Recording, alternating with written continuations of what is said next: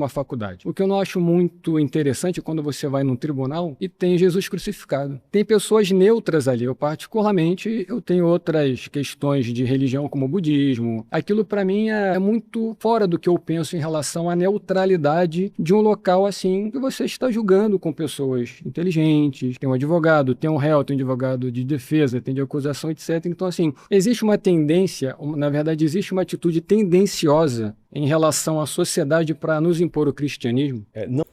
Seja bem-vindo a mais um vídeo. Hoje eu trouxe um vídeo com o tema: o cristianismo ajudou a humanidade a crescer ou atrapalhou o crescimento da humanidade? Essa é uma conversa entre um pastor e um ateu.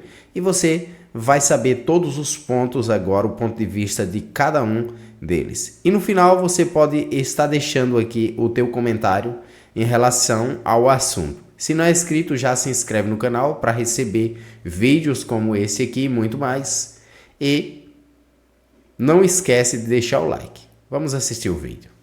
Bom, eu discordo completamente, absolutamente, pelo fato de que eu não acho que o cristianismo seja responsável pelo avanço da humanidade, muito pelo contrário. Existe algo de retrógrado nesse sentido. Eu confio muito na ciência, na verdade. De acordo com a nossa conversa, qual a narrativa que o senhor teria em relação a esse processo de desenvolvimento da humanidade em cima do cristianismo? Se o senhor quiser falar em relação à ciência, nós podemos falar em relação à ciência, ou talvez em outras áreas. Mas só em relação à ciência, para o senhor ter uma ideia, a ciência moderna, ela só aparece de forma relevante em países de matriz cristã. As maiores e melhores universidades do mundo foram iniciadas como escolas de discípulos cristãos. Eu vou citar alguns exemplos: Harvard, Princeton, Yale, Cambridge. Para você ter uma ideia, o lema original da Universidade de Harvard, que é a maior e melhor universidade do mundo, é verdade para Cristo e a Igreja. Então, a ciência se desenvolve também diante de uma perspectiva, de um pano de fundo filosófico que é judaico-cristão. Qual é o pano de fundo filosófico da possibilidade de desenvolvimento da ciência? É que a empreitada científica, que é o intuito de encontrar padrões de inteligência no mundo, pressupõe que o mundo é organizado inteligentemente e, portanto, por uma mente inteligente. Isso é da ciência, mas nós podemos falar em vários avanços em outras áreas também, se o senhor quiser. Mas eu não consigo associar ciência e cristianismo. Para mim, cristianismo é algo que se tornou durante o tempo algo muito enfraquecido de acordo com a postura de variadas plataformas que a igreja veio se transformando no decorrer dos anos. A ciência é exata. Então, consequentemente, quando você fala em Harvard, eu acho sensacional, mas quem me garante que o diretor seja cristão, ele queira impor essa natureza cristã dentro de uma faculdade? O que eu não acho muito interessante é quando você vai num tribunal e tem Jesus crucificado. Tem pessoas neutras ali. Eu, particularmente, eu tenho outras questões de religião, como o budismo. Aquilo, para mim, é muito fora do que eu penso em relação à neutralidade de um local assim que você está julgando com pessoas inteligentes. Tem um advogado, tem um réu, tem um advogado de defesa, tem de acusação, etc. Então, assim, existe uma tendência,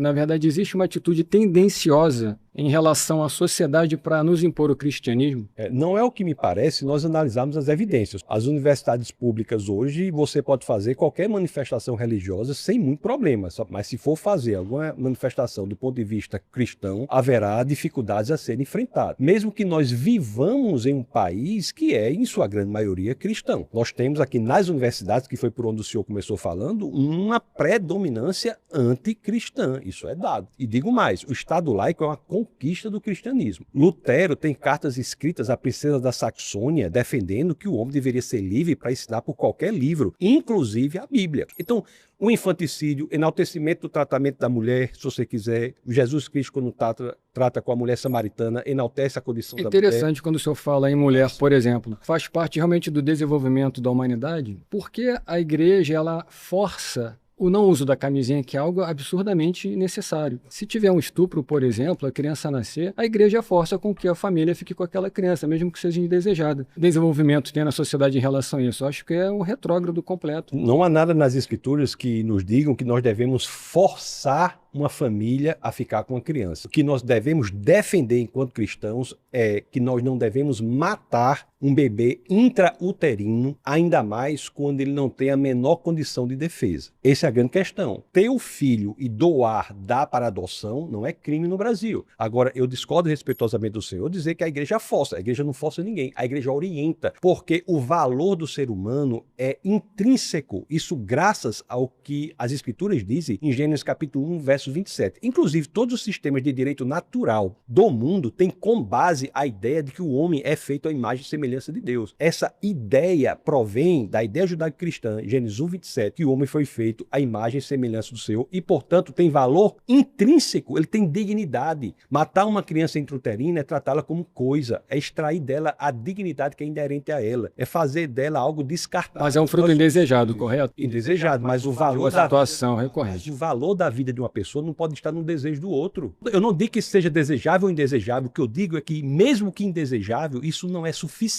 para nós matarmos uma criança indefesa. É que não existe uma flexibilidade, então por isso que eu acho que é um subdesenvolvimento da própria atitude da igreja relacionado a comportamentos nossos, porque o cristianismo é necessariamente a força motriz de todo o planeta Terra. É, porque construiu a base da mais livre, mais próspera e mais importante civilização da história da humanidade, que é a civilização ocidental. Em qualquer outra civilização é barbárie. Antes o cristianismo era barbárie. Que não o Oriente poderia simplificar as necessidades da Igreja Católica e somar força. Os Orientes são... Porque o Oriente, o Islã, está matando as mulheres, está escravizando as mulheres. Onde tem o cristianismo é que nós temos liberdade, prosperidade, que nós temos a possibilidade de sermos quem nós gostaríamos de ser. Obrigado, Cristiano. Foi um prazer, viu?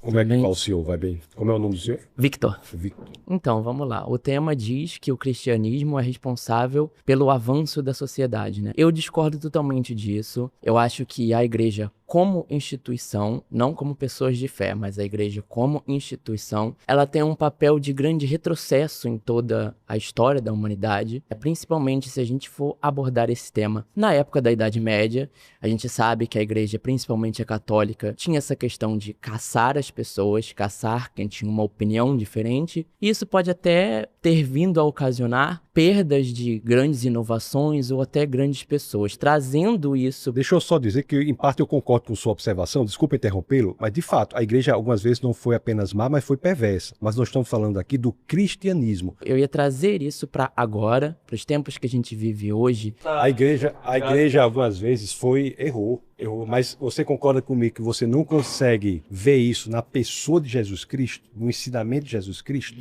Não é interessante isso aí, mas você tem que ter razão. Porque hoje em dia a gente vê muitos pastores usando disso para alimentar o preconceito das pessoas, né? Muito bom.